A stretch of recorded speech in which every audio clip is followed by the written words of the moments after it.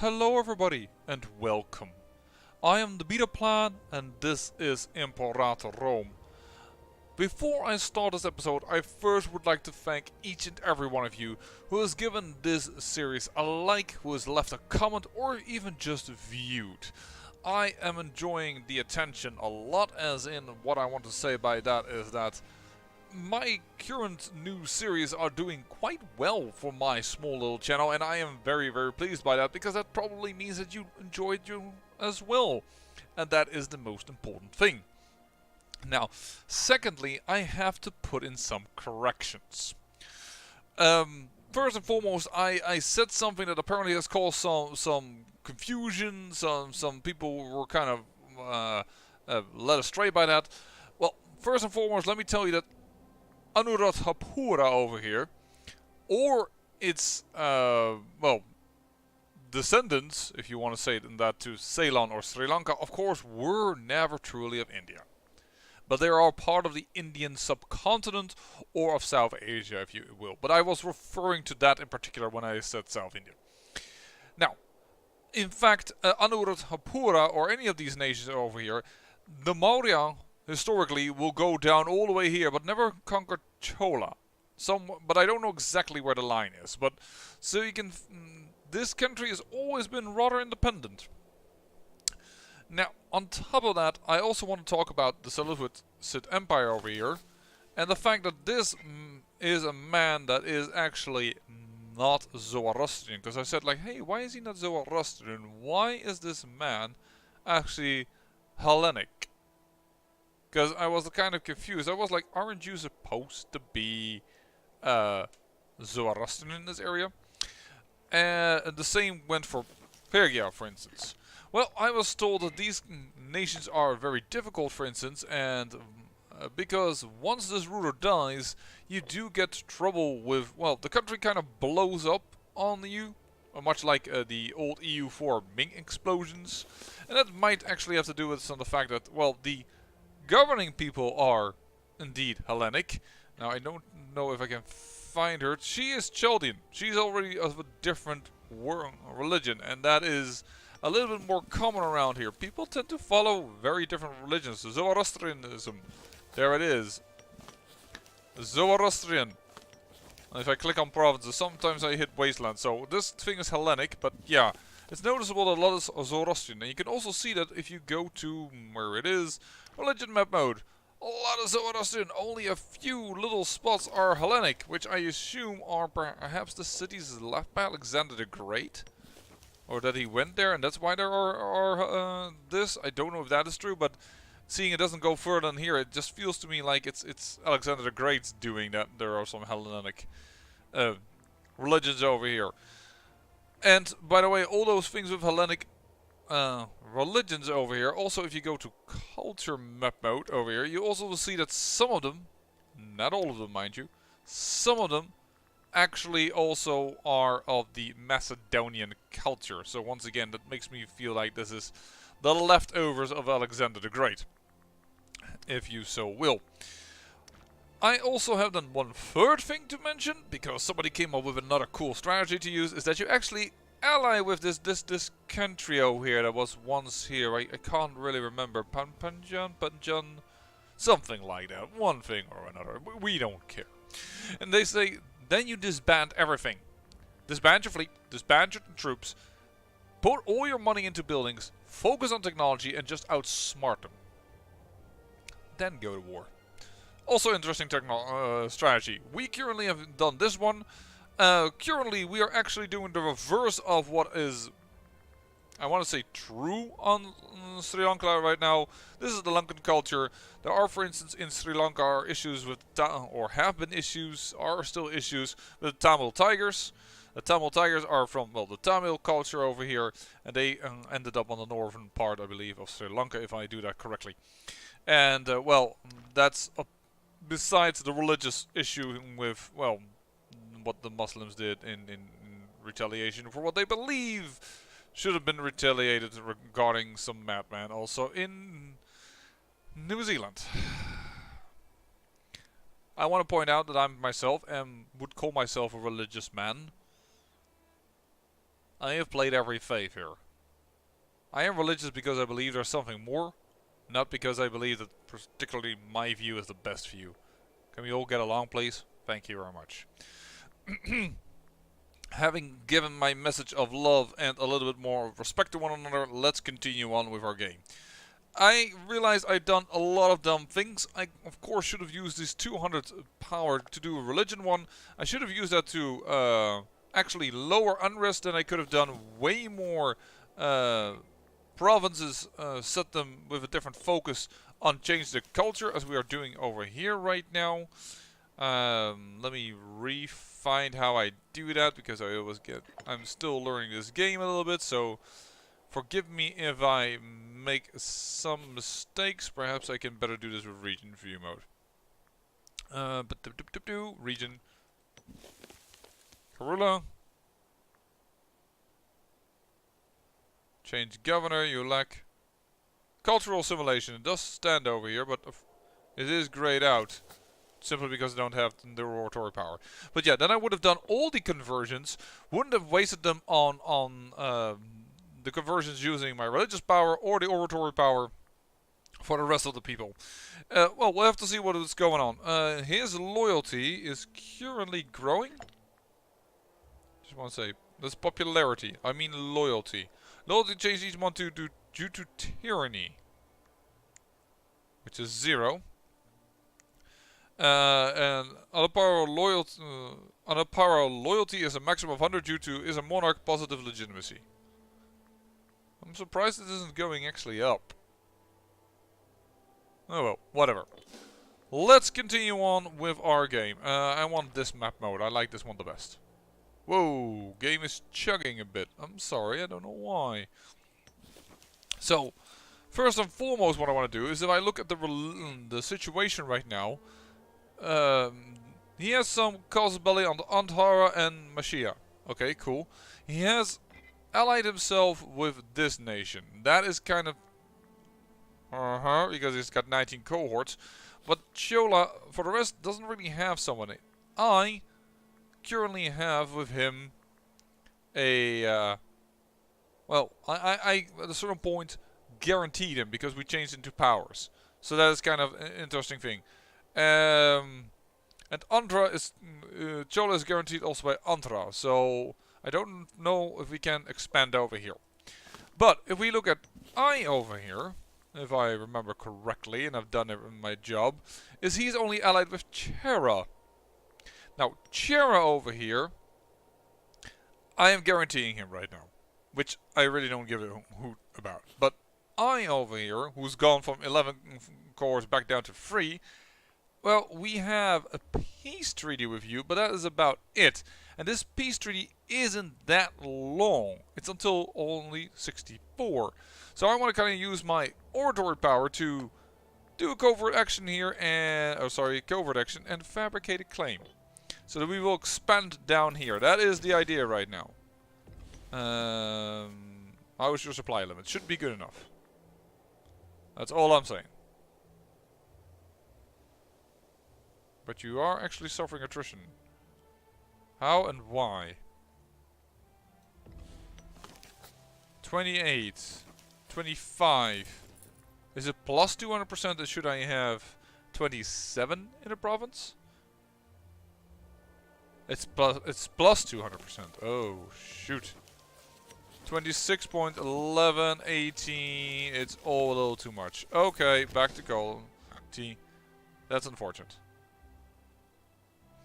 No one has, by the way, yet given me an answer on how to make archers. If you know, please let me know, because I'm kind of annoyed with it. I don't know if horse archers actually have the same impact, but that's the only one that I think like, that could be useful. Because also they have damage versus heavy cavalry, which might be interesting, and damage versus light cavalry. Now that's good against war elephant, which we have over here, who are just overall really, really good, except for heavy cavalry and horse archers and light cavalry, simply because they run a little faster, but not crazy much. But yeah, I do like to get myself perhaps some horse archers. Let me see just about the strategy. What does it work? Damage versus envelopment. Damage versus phalanx. And damage versus Pachavumam. I don't know what it is. Bottleneck? Is that Pachavumam? Oh, this is the only one that gives us bonuses, so... Yeah, it's plus 200% for War Elephant, so we really need to do Shock. But yeah, I wonder if these horse archers actually benefit from our archer technology. Because if I look at the horse archers, it says damage versus archers, that's also nice. But it doesn't give me the... I can't see from this angle if they've been given the archer bonus, which we have achieved over here. Archer offensive, and I would assume it's just archers. Now luckily it isn't all bad, because after is war elephant, which is nice, and then light infantry, and then war elephant again, and then archer disciplines. So I kinda hope that these, when I look at this picture, it gives me the idea that it really is normal archers. Let me just see if I can...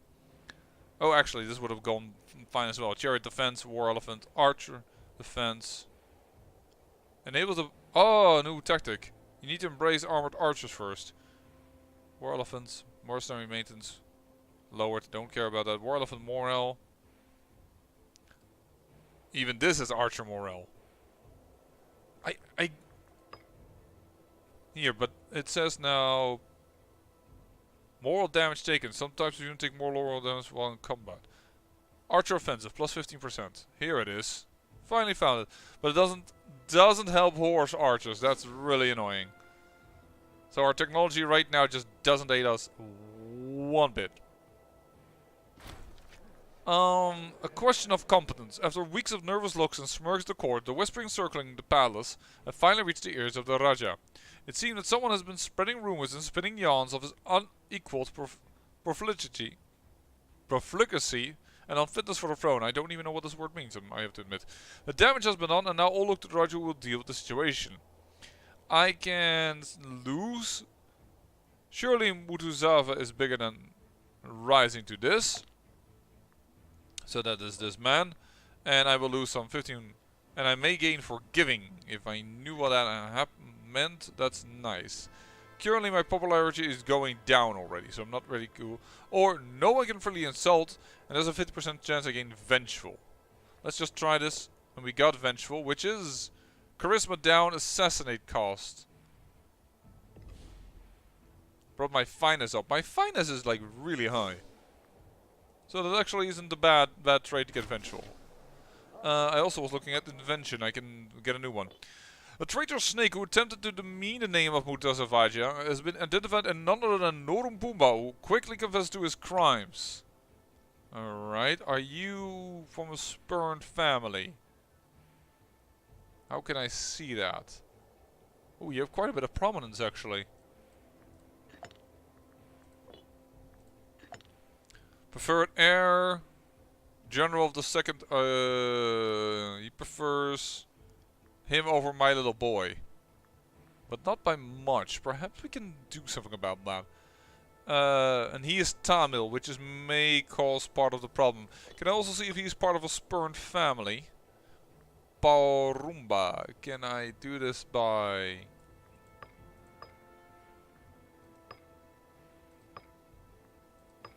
There's no way to do it by Porumba. They're not spurned. Interesting. Forget him. His reputation is ruined. Nedum loses a lot of stuff. And he loses a lot of loyalty. I could probably... This option is available because you're ruling as the forgiving trait. We already had forgiving. No, I don't. The option is available because your ruler has the forgiving trait. I don't have it. That's really weird. I have the vengeful trait. Perhaps he could be won over. I gain corruption, he gains loyalty, he gains corruption, and we gain some money. Let's pardon him. We actually gained a friend, but that's an error. We have vengeful, not the one that they think they think we have. We have already all the bits here. There's a capital building over here that we can build, but there's not a lot of things over here. Following the Hindu faith who have grown. Right, wow, we've got a lot of slaves here. I may want to do something about local manpower. I think that's good, but we also have like the most citizens around here. I kind of want to tack up quickly.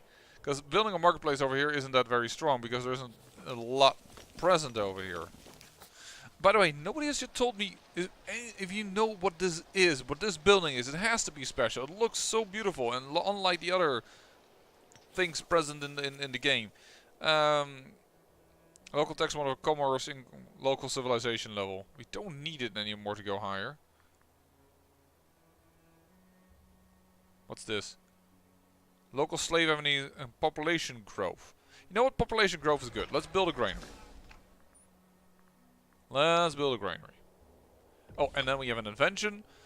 Advanced wall logistics bureau will capital import routes +1. That sounds really good. Let's do that. That gives us a capital import trade route. And we have no one that's willing to trade with us. Is that true? That's annoying.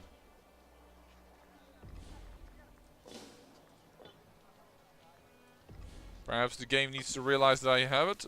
Yeah, there it is. So we can import salt. When we are exporting, then we already have it. Surplus in the capital gives us even more army maintenance costs down, which can be really good. Surplus in the capital, which we have. Livestock, freeman promotion costs. Leather, light infantry defense, we don't need it. Stone, building costs, that would have been nice a moment ago. We could work with that though. Cloth is surplus in the capital.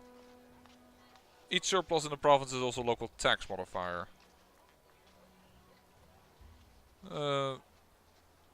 Civilization. Could go for salt as army mate. We don't think we need that so much. Each surplus in the province is plus 10% local tax. Let's import gemstones. Here we go. Country civilization level 5% and we gain local tax modifier. Let's do that one. That looks like a good idea. Building up at least the oratory power again. It should be finished before the time here hits and we can attack this nation. That is basically our next target. How is the conversion rate happening? I wonder if I could see that. I mean, I've done things now in order to get the assimilation going on. It's 32.50% chance that one pop converts to the Lankan culture. Cultures in this group are, yeah, I know, there's a Dravidan, but you are Tamil. I wish I could see. They're old Tamil over here, okay. One is Lankan, I definitely didn't do that one. And these are old Tamil, so it has at least converted one person. I wonder if it is for each province true? Like each of these little... Nikame is the capital, yeah, but how do you call this? This in each city. That's the thing I want to. These are all still old Tamil. Don't see any change whatsoever. So it is a rather slow process doing this. Everything is Tamil. Yeah, okay, so we need to run that for like a long time. Score. Okay. Don't really care about that, to be honest. Granary has been built. Alright. That means we've got additional local slave happiness. How happy are the slaves? They're really happy. One of them is a Hindu and some of them, these guys over here are Tamil. Alright. But I'm waiting really for that religious power to kick in so that we can get a nice omen running again, because it's kind of a shame I didn't realize how that went. A petitioner approaches. petitioner approaches. This is a completely random girl. 12-year-old. No, she has a father. Okay. A young rascal by the name of Prinyam Balika approached our Raja in private this morning. In a harsh voice, she spoke of a vision of the near future in which she was found by her loved ones, having been crucified by zealots. What do you believe? Hindu. Hindu. That is our general belief. What is the problem? It's kind of interesting to note. With shaking hands, she's offered all her worldly goods to the state in return for our protection. How awful! We shall take good care of her, or convince her all will be well and we gain oratory power. I think oratory power is more precious than. So you know what? I'm going to go to you, and I'm going to fabricate a claim. And or I could do it to you, but I believe we are. I'm guaranteeing them right now, so perhaps this can be an easy war without them coming in. So we're gonna do this. We're going to wait until the timer is over. Death. We have sad news. Died in flagrant delicto. What? Died in flagrant delicto. He is the admiral of the First Navy and he is pretended to become Raja and friend of the consort. He is the head of the Anuradhapura family, alright. Well, that family is now quite gone. So that means we can... Who's a spurned family? This family is spurned. You have no power. Like no military power. I'm looking at the spurned family and looking for someone with a little bit of military power. Is this guy is Tamil, which is what is probably causing the issue. This guy is Lankan. But he has 11 oratory power, or sorry, civic power, so he could be used for something else. Tamil and Hindu. Lankan, Hindu. Weren't there? Yeah, there were some guys above here. You're Lankan and Buddhist. That doesn't bother. There we go. You are good. Of the Balika family. Alright. Balika family. You. Your family is spurned. We will pick you. Congratulations. How is it with the loyalty? Ooh, loyal to this man. One elephant is loyal to another man. That is kind of a problem. If they all become loyal, this man would become uppity and would be more or less considering here, pretender, and he has loyal cohorts. That is a bit of a problem. His loyalty is slowly going down. In fact, before this becomes too much of a problem, I have an idea. Split in half. And I want to create new unit, another new unit. So as you can see, I cannot even transfer this elephant away from him. It's an impossibility. No, it's not. I want him to go. Now, these two new armies, deselect, merge together, and then here, let's put myself in power of this elephant army. Now let's move to the border.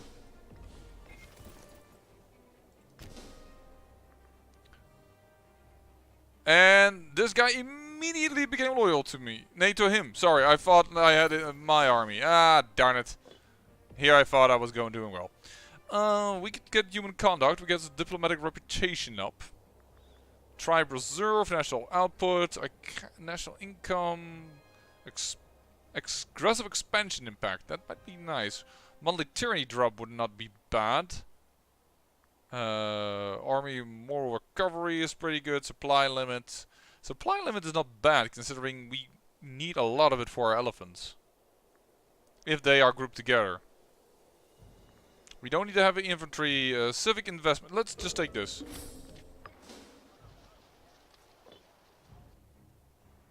There we go, no issues. And then we'll put you also here.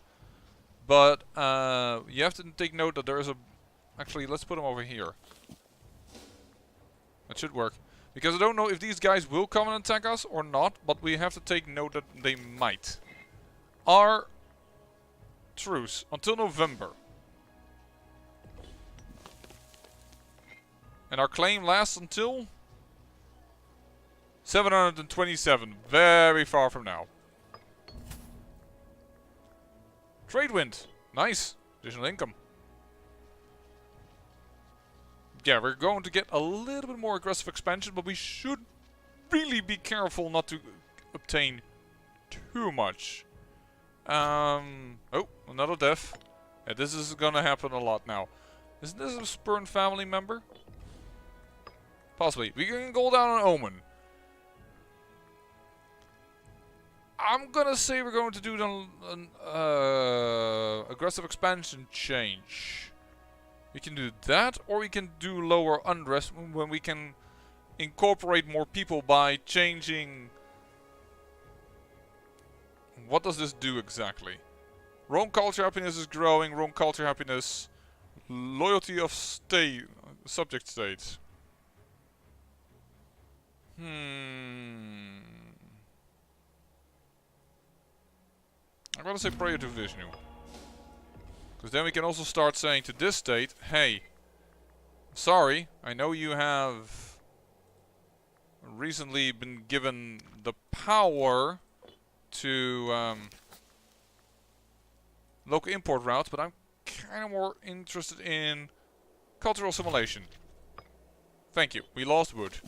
Because we also don't need wood as much as we just hoped to gain, well, the virtue of having people here. Look, and with the local unrest, prayer to Vishnu, we should now be able to conquer, get a little bit more aggressive expansion, and still do some culture conversions.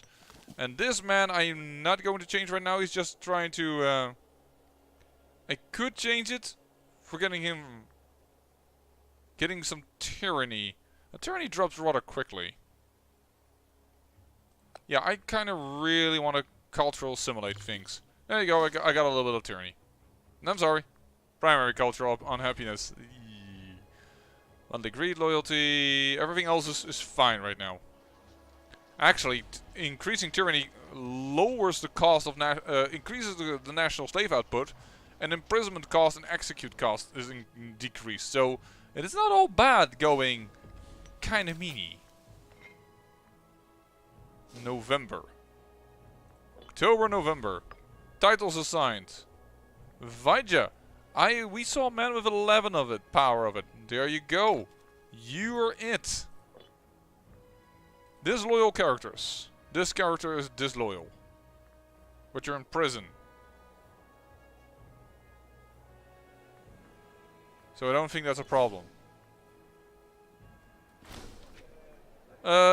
Gains guileless. The subject does not come naturally to me. Uh-oh. Guileless. A monthly corruption down. Finesse -2. Oh, we had so many bonuses to it.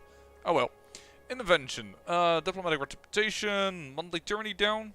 You don't have tyranny. It's not significant amount of tyranny to be problematic. I'm saying supply limits would be nice, but let's just go with diplomatic reputation first. Get people to like us. November has passed. Alliance with that. I is at war with Alupa. With Alupa? What are you at war with? We will be fighting each other until peace has been signed. With Chera. Interesting. It's a war of Alupan aggression. I see opportunity. But also seeing them build up immediately, war is not very great.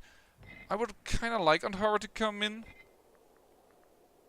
But I don't know if they can do much. But these guys will join them. Then I will call them in. Cancel. No, I don't think I need them. Confirm. We are not going to call in allies.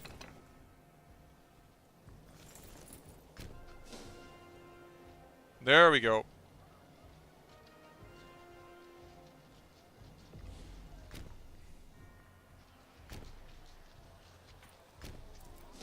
Are you going to fight me? Oh, hold on. They're going to fight us here. Call on allies, we could. Not... Doesn't seem like an issue for me.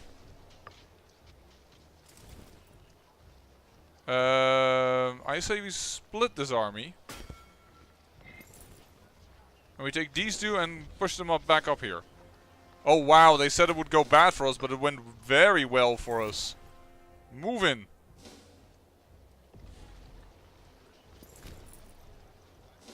Go to the capital.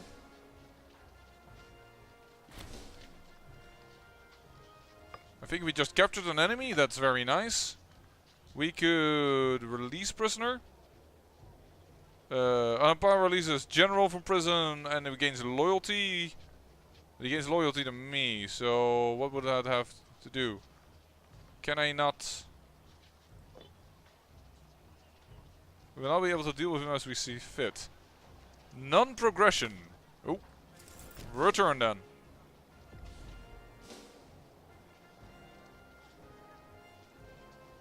Alright. And then we're gonna go over here. And we're gonna block them over. Take this little area. And now we are still not sieging them down. Why not? No, that's not what I wanted, but never mind. We can do that. One, none. Too few men. 5,000. I have 5,000. What's this for kind of a silly trick? I need 5,000. I have 5,000. A religious proceeding. A struggle between the religious echelons of our society and the peasants has recently come into light. The populace at large feel like the religious ceremonies are inaccessible and distant. On the other hand, our high priest and his attendants demand the distance needed to do their jobs properly. An argument the peasants have no rights to the inner workings of our religious ceremonies. I really don't want a national unrest, so a religious proceeding for the city will appease both sides. Let's do that one. And I'm going to end the episode over here because I need to check right now why I am not sieging when it says I need 5,000 men to siege. Need to be at least 5,000 men. I have that. So I'm going to end the episode here. It's a nice ending anyways. Regarding time, I am very curious to see what will happen as we are once again at war. And hopefully we will see some people assimilating to our culture. If ever so slowly, I still hope it will work. And even over here, I've said change. That is what I wanted. Yeah. Let me know in the comments if you've got any strategies, plans, or suggestions. I'm always open for those. Until next time, bye-bye.